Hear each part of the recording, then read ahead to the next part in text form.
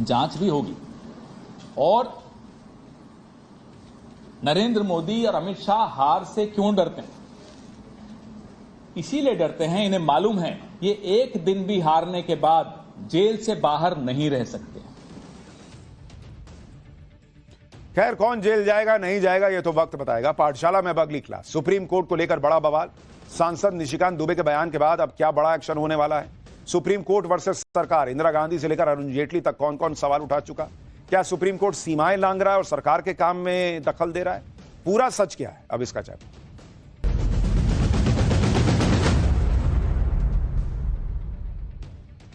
देश में supreme court बड़ा है या संसद? क्या सुप्रीम कोर्ट के पास इतनी ताकत है कि वो राष्ट्रपति को भी आदेश दे दे? संविधान में किसकी क्या ताकत है, इस पर देश में कई दिनों से बहस छिड़ी हुई। और इस बहस में अब भयंकर बवाल मच गया जब बीजेपी सांसद निशिकांत दुबे ने सुप्रीम कोर्ट को ही धार्मिक युद्ध भड़काने का जिम्मेदार बता दिया। कह दिया कि सुप्रीम कोर्ट अपनी सीमा से बाहर जा रहा है। बीजेपी सांसद के इस बयान पर अब भयंकर बवाल मच गया है। इंडी गठबंधन को मौका मिल गया है वो इस बहाने नरेंद्र मोदी को कोस सके। यह भी आरोप लगने लगे कि बीजेपी नेता तो खुलेआम कोर्ट को धमका रहे हैं। हालांकि बीजेपी ने अपने सांसद के बयान से खुद को अलग कर लिया और बयान को खारिज कर दिया। लेकिन बात सिर्फ यहीं खत्म नहीं हो गई। अब निशिकांत दुबे के खिलाफ अवमानना की माफ कीजिएगा, अब निशिकांत दुबे के खिलाफ अवमानना की कार्रवाई शुरू करने की मांग हो गई है। सुप्रीम कोर्ट के खिलाफ अगर कोई सांसद विवादित बयान देता है तो उस पर कानूनी तौर पर क्या एक्शन हो सकता है, क्या उसे जेल हो सकती है, ये सब आपको आगे बताऊं। निशिकांत दुबे के बयान पर सुप्रीम कोर्ट के जजेस की भी टिप्पणी आ गई है। सुप्रीम कोर्ट की बेंच ने कह दिया है कि निशिकांत दुबे के खिलाफ अवमानना की कार्रवाई के लिए उन्हें सुप्रीम कोर्ट की मंजूरी की जरूरत नहीं है। उधर एक सुनवाई के दौरान सुप्रीम कोर्ट ने ऐसी टिप्पणी भी की जिससे यह सरकार को मैसेज चला गया कि निशिकांत दुबे के बयान से कोर्ट आहत है। सुप्रीम कोर्ट ने एक मामले में टिप्पणी करते हुए कहा कि हम पर पहले ही कार्यपालिका के काम में दखल देने के आरोप लग रहे हैं भाई। यानी निशिकांत दुबे के खिलाफ बात अभी खत्म नहीं हुई। और ऐसा नहीं है कि निशिकांत दुबे पार्टी से लेकर विपक्ष और कोर्ट सबके निशाने पर है, बल्कि देश में ऐसे भी लोग हैं जो खुलकर निशिकांत दुबे के बयान का समर्थन भी कर रहे हैं। ये वो लोग हैं जो कई बातों को लेकर सुप्रीम कोर्ट से नाराज हैं। आज पाठशाला में सरकार और सुप्रीम कोर्ट के कामकाज के दायरे में बारे में बात करेंगे।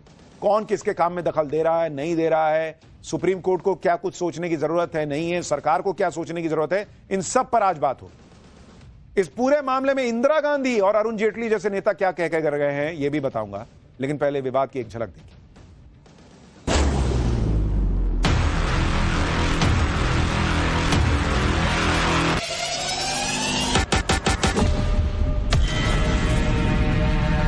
धार्मिक युद्ध भड़काने के लिए केवल और केवल सुप्रीम कोर्ट जिम्मेवार है। पढ़ो, तुम लोग क्यों बुलाइट हो? सुप्रीम कोर्ट सर्वोच्च संस्था है, वो सर्वोच्च ही रहेगी। बहुत खौफनाक बयान है। तो राष्ट्रपति सर्वोच्च है। ओवैसी से लेकर कांग्रेस के नेता तक सब कूद पड़े भाई सुप्रीम कोर्ट के समर्थन में। जो लोग सुप्रीम कोर्ट के फैसले के पहले ही सड़क पर उतरकर प्रदर्शन कर रहे हैं वक्फ एक्ट के खिलाफ, वो भी आज सुप्रीम कोर्ट के लिए अपनी मोहब्बत दिखा रहे हैं। अच्छी बात है, दिखानी चाहिए, लेकिन इस पर कायम रहना चाहिए। सरकार और सुप्रीम कोर्ट की ताकत पर छिड़ी बहस को नया मोड़ देने वाला जो निशिकांत दुबे का बयान है, पहले आपको एक बार वो सुन लेना चाहिए, जिसने इस पूरे मामले की बहस को कहीं से कहीं मोड़ दिया। दरअसल वक्फ कानून पर सुप्रीम कोर्ट में जो बहस हुई, उसी बहस के दौरान यह मुद्दा उठा कि 200-300 साल पुरानी वक्फ संपत्तियों के कागज कहां से लाए जाएं।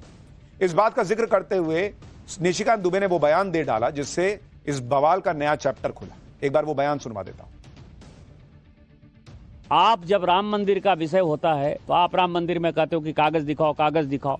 कृष्ण जन्मभूमि का मामला आएगा मथुरा में तो कहोगे कागज दिखाओ। आप जब शिव की बात होगी, ज्ञानवापी मस्जिद की बात आएगी, कागज दिखाओ। मुगलों के आने के बाद जो मस्जिद बने हैं उसके लिए कहते हैं कि आप कागज कहां से दिखाओ। इस देश में धार्मिक युद्ध भड़काने के लिए केवल और केवल सुप्रीम कोर्ट जिम्मेवार है। सुप्रीम कोर्ट अपनी सीमा से बाहर जा रहा है। सुप्रीम कोर्ट की सीमा यह है कि भारत का संविधान जिस कानून को बनाया उस कानून की उसको व्याख्या करनी है, और यदि वो व्याख्या नहीं कर सकती है और सब कुछ के लिए सुप्रीम कोर्ट जाना है तो इस संसद का कोई मतलब नहीं है, विधानसभा का कोई मतलब नहीं है, उसको बंद कर देना चाहिए। निशिकांत दुबे के इसी बयान पर बवाल मचा हुआ है। बीजेपी अध्यक्ष जेपी नड्डा ने हालांकि इस बयान को खारिज कर दिया। बीजेपी की तरफ से कहा गया है कि ऐसे बयान से बीजेपी का कोई लेना देना नहीं है, ऐसे बयान का समर्थन नहीं करते, बीजेपी से खारिज करती। सभी को ऐसे बयान न देने के आदेश भी दिए गए। बीजेपी ने निशिकांत दुबे के बयान से किनारा तो कर लिया, लेकिन विपक्ष के नेताओं को मौका मिल गया। सबसे ज्यादा तो ओवैसी भड़क गए और प्रधानमंत्री नरेंद्र मोदी पर हमला करने लगे। सुनिए जरा ओवैसी को। अरे जालिमो, सुप्रीम कोर्ट का जजमेंट कानून का मौकफ रखता है। पढ़ो, तुम लोग ट्यूबलाइट हो, तुम लोग थम्स अप हो। आइन पर एक फ्रॉड कर रही है और डरा रही है। रिलीजियस वार की धमकी बीजेपी दे रही है। मिस्टर मोदी, कौन रेडिकलाइज हो चुका है बताओ आप? सत्ता में आप हैं, आपके लोग रेडिकलाइज हो चुके हैं। इतना रेडिकलाइज हो चुके हैं कि कोर्ट को धमकी दे रहे हैं, रिलीजियस वार हो जाएंगे। मोदी जी, अगर ये धमकी देने वालों को आप नहीं रोकेंगे, देश कमजोर होगा और देश कभी भी माफ नहीं करेगा। किस तरीके से डिवाइड एंड रूल कर सकें, ये भारतीय जनता पार्टी के लोगों का बहुत ही वेल प्लान प्रोग्राम चलता है। उसके लिए फंड्स लगाते हैं ये लोग। तो ये जो कुछ कहा गया, ये भारतीय जनता पार्टी की अपनी सोच है। यानी हर कोई भाई अचानक से सुप्रीम कोर्ट के लिए उनका दिल जो है वो एकदम से वो हो गया है। ओवैसी, राम मंदिर पे आज तक सुप्रीम कोर्ट का फैसला इनके दिल में जो है वो उतर नहीं पा रहा है। तब तो इनको राम मंदिर का फैसला पसंद नहीं आता है। आज कह रहे हैं कि बीजेपी लोगों को रेडिकलाइज कर रही, धार्मिक युद्ध होंगे नहीं कहा था भाई। उन्होंने कहा था कि धार्मिक युद्ध जो हो रहे हैं वो सुप्रीम कोर्ट की वजह से हो रहे हैं और हो जाएंगे, ये नहीं कहा था। तो कम से कम बयान ना पलटिए, लोगों में डर ना भरिए। निशिकांत दुबे के बयान पर कांग्रेस भी भड़क गई। कांग्रेस की तरफ से कहा गया कि मोदी सरकार सुप्रीम कोर्ट को कमजोर करने की कोशिश कर रही है। सुनिए कांग्रेस नेता और वरिष्ठ वकील सलमान खुर्शीद को। जो लोग हैं, जो एमपीज हैं या कोई और है, वो सुप्रीम कोर्ट पर प्रश्न चिन्ह लगाए या किसी भी कोर्ट पर प्रश्न चिन्ह लगाए, वो बहुत दुख का विषय है, बहुत दुख का विषय है। राहुल गांधी विदेश जाकर देश की हर संस्था को खत्म बता सकते हैं। आज कांग्रेस करीब बाप रे बाप, सुप्रीम कोर्ट पे सवाल उठ गया। ओहो, आज सुप्रीम कोर्ट के अपमान पर आंसू बहाने वाली कांग्रेस सुप्रीम कोर्ट का कितना सम्मान करती है, ये आगे दिखाऊंगा। आपको इंदिरा गांधी का वो बयान भी सुनाऊंगा जिसमें वो सुप्रीम कोर्ट पर भयंकर टिप्पणी कर रही हैं। लेकिन पहले बात मौजूदा विवाद की। सुप्रीम कोर्ट और सरकार के बीच नए विवाद का चैप्टर तब खुला जब 8 अप्रैल को सुप्रीम कोर्ट ने तमिलनाडु के राज्यपाल को लेकर एक फैसला दिया। सुप्रीम कोर्ट ने तमिलनाडु के राज्यपाल की तरफ से रोके गए बिलों को गलत बताया। इसी फैसले में सुप्रीम कोर्ट ने राज्यपाल के साथ साथ राष्ट्रपति के लिए भी बिल को लेकर समय सीमा तय कर दी और आदेश दे दिया कि राज्यपाल की तरफ से भेजे गए बिल पर राष्ट्रपति को भी 3 महीने के भीतर फैसला लेना ही होगा। सुप्रीम कोर्ट की तरफ से राष्ट्रपति के लिए 3 महीने की टाइमलाइन सेट करने पर ही विवाद खड़ा हुआ। सवाल उठने लगे कि सुप्रीम कोर्ट अपनी संवैधानिक ताकतों से बाहर जाकर राष्ट्रपति को आदेश कैसे दे सकता है। इसे कार्यपालिका में सुप्रीम कोर्ट का दखल मानने लगे कई लोग। इस पर उपराष्ट्रपति जगदीप धनखड़ ने भी सवाल उठाए, कहा था कि जज सुपर पार्लियामेंट की तरह काम कर रहे हैं। इस मामले में बयान देते हुए निशिकांत दुबे और बीजेपी सांसद दिनेश शर्मा ने भी बयान दिया, लेकिन इनके बयान पर विवाद हो गया। राष्ट्रपति को लेकर सुप्रीम कोर्ट के फैसले पर निशिकांत दुबे और दिनेश शर्मा ने क्या कहा था, आपको एक बार वो भी सुनवा देता हूं। जो अपॉइंटिंग अथॉरिटी है उसको आप निर्देश कैसे दे सकते हैं? भारत के चीफ जस्टिस का अपॉइंटमेंट भारत का राष्ट्रपति करता है। इस देश का कानून भारत का पार्लियामेंट बनाता है। उस पार्लियामेंट को आप डिक्टेट करेंगे कि राष्ट्रपति को 3 महीने के अंदर फैसला करना है? ये किस कानून में लिखा हुआ है?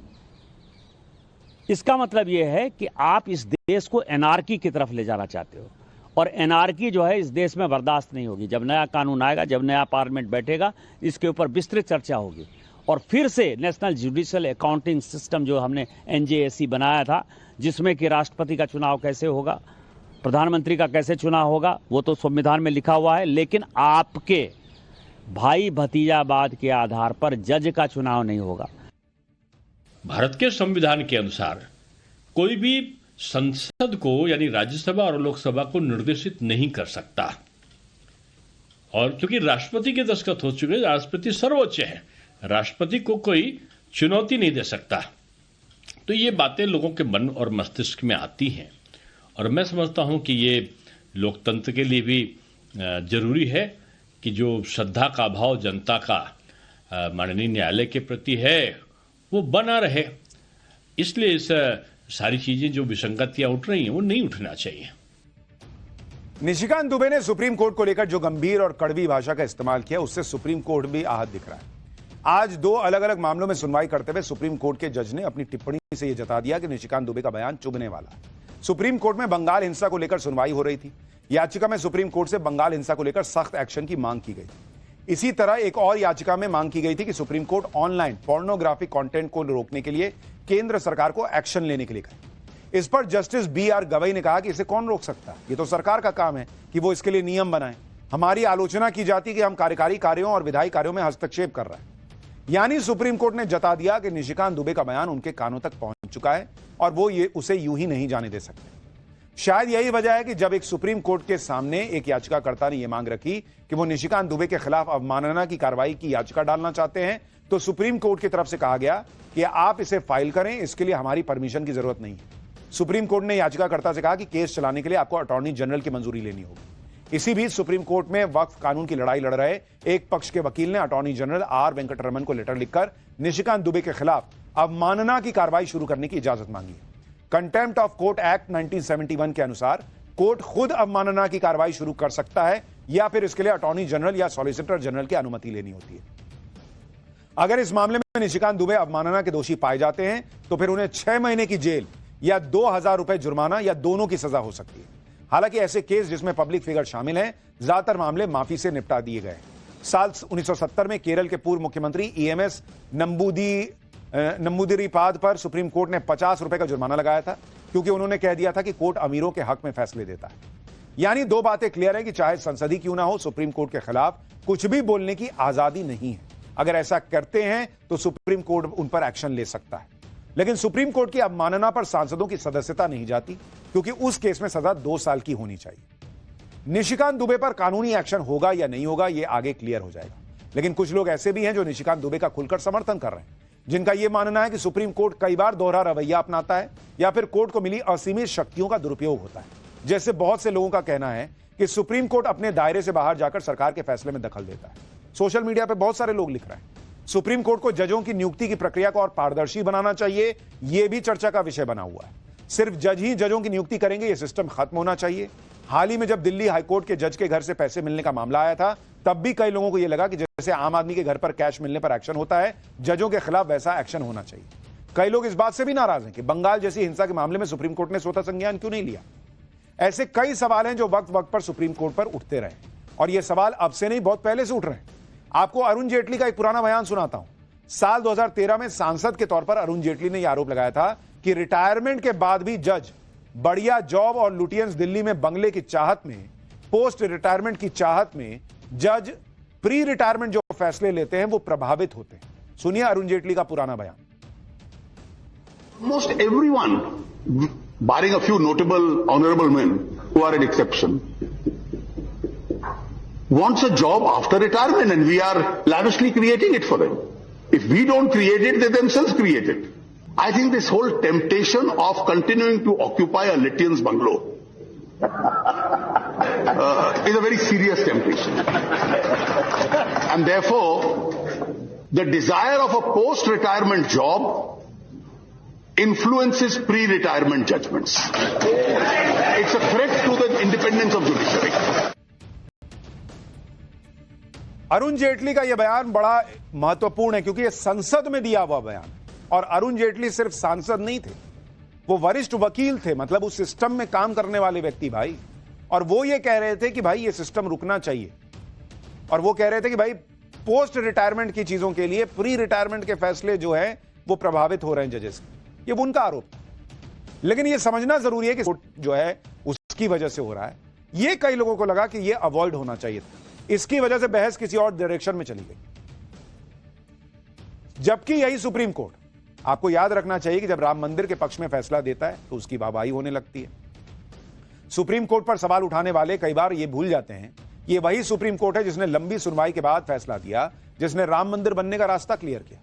गुजरात दंगों में नरेंद्र मोदी पर इतने आरोप लगे, लेकिन तथ्यों और सबूतों के आधार पर सुप्रीम कोर्ट ने ही नरेंद्र मोदी को क्लीन चिट दी। अनुच्छेद 370 पर फैसला हो, पेगासस विवाद पर फैसला हो, राफेल डील पर फैसला हो, ट्रिपल तलाक पर फैसला हो, ये सारे सुप्रीम कोर्ट ने क्लियर किए। ऐसी लंबी लिस्ट है जिसमें सुप्रीम कोर्ट ने केंद्र सरकार के फैसले को परखा और उन्हें क्लीन चिट दी। सुप्रीम कोर्ट ने केंद्र सरकार की तरफ से पास कानूनों को भी संवैधानिक तौर पर परखा और क्लीन चिट दी। तो अगर फैसले पक्ष में आए तो सुप्रीम कोर्ट सही, पक्ष में ना आए तो सुप्रीम कोर्ट गलत, ये नैरेटिव राहुल गांधी चलाते हैं। यही अगर बीजेपी के लोग चलाएंगे तो फिर फर्क कहां रह गया। हां, सुप्रीम कोर्ट में अपॉइंटमेंट को लेकर, कुछ और चीजों को लेकर चर्चा की जरूरत है, ये बहुत लोग मानते हैं, लेकिन भाषा संयमित होनी चाहिए, यह भी कई लोगों को लगता है। सुप्रीम कोर्ट और सरकार की ताकत पर छिड़ी बहस के बीच अनुच्छेद 142 की भी बड़ी चर्चा है, क्योंकि इस संविधान के इस अनुच्छेद में सुप्रीम कोर्ट की शक्तियों के बारे में बताया गया है। इसके मुताबिक संविधान सुप्रीम कोर्ट को कुछ जरूरी शक्तियां देता है, जिससे सुप्रीम कोर्ट पूर्ण न्याय सुनिश्चित कर सके। मतलब अगर कोर्ट को लगता है कि पूर्ण न्याय नहीं हो रहा है तो वो इस अनुच्छेद का इस्तेमाल कर सकता है। सुप्रीम कोर्ट किसी भी मामले में आदेश दे सकता है जो कोर्ट के सामने पेंडिंग हो और कोर्ट को लगे कि पूर्ण न्याय नहीं हो पा रहा है। कोर्ट इस शक्ति का इस्तेमाल तब करता है जब मौजूदा कानून से पूर्ण न्याय न मिल पाए। हालांकि यहां यह साफ है कि अनुच्छेद 142 के तहत दिया गया सुप्रीम कोर्ट का फैसला संविधान का उल्लंघन करने वाला नहीं होना चाहिए और संविधान की मूल भावना के अनुरूप होना चाहिए। राम मंदिर के मामले में भी सुप्रीम कोर्ट ने संविधान के तहत दी गई अपनी इस शक्ति का इस्तेमाल किया था। निशिकांत दुबे के बयान को विपक्षी पार्टियां सुप्रीम कोर्ट पर हमला बता रही, जिसके जवाब में बीजेपी के नेता कह रहे हैं कि पहले कांग्रेस अपना अतीत देख ले। बीजेपी नेता अमित मालवीय ने पूर्व प्रधानमंत्री इंदिरा गांधी का एक वीडियो शेयर किया, जिसमें इंदिरा गांधी जुडिशरी की आलोचना कर रही, कह रही कि जज इस काम को करने के लिए कॉम्पिटेंट ही नहीं है, तो मतलब एक तरीके से फिर वही सरकार चला लें। देखिए इंदिरा गांधी ने क्या कहा था। How does Mr. Shah know what is happening in the political world? What are the forces at work which want to destroy a developing economy? Is a judge competent to decide that? Then why have democracy? Why have elections? Why have political people in power? Indira Gandhi भी कह चुकी हैं कि सब कुछ अगर जजेस को ही करना है तो फिर चुनाव की जरूरत ही क्या है। इसलिए जो कांग्रेस पार्टी आज अचानक से उनका प्रेम जागा है सुप्रीम कोर्ट के लिए, ऐसा लग रहा है उनको अपना इतिहास इंदिरा गांधी से लेकर अभी के राहुल गांधी तक देखना चाहिए कौन क्या बोल चुका है। इंदिरा गांधी अपने बयान में जिन जस्टिस शाह का नाम ले रही है, वो जस्टिस शाह कौन थे उसके बारे में भी आपको बता दूं। इंदिरा गांधी अपने बयान में जस्टिस शाह कमीशन के बारे में बोल रही है। जस्टिस शाह कमीशन 1977 में इमरजेंसी के दौरान किए गए संवैधानिक उल्लंघनों और हिंसा की जांच के लिए बनाया गया था। जस्टिस शाह कमीशन ने इंदिरा गांधी की कड़ी आलोचना की थी और माना था कि इमरजेंसी का गलत इस्तेमाल हुआ था और इसके लिए इंदिरा गांधी जिम्मेदार थी, और इसी को लेकर इंदिरा गांधी सवाल उठा रही। हालांकि यह बहस अभी लंबी चलेगी, खत्म नहीं होने वाली, लेकिन यह बहस देश भर में हो रही है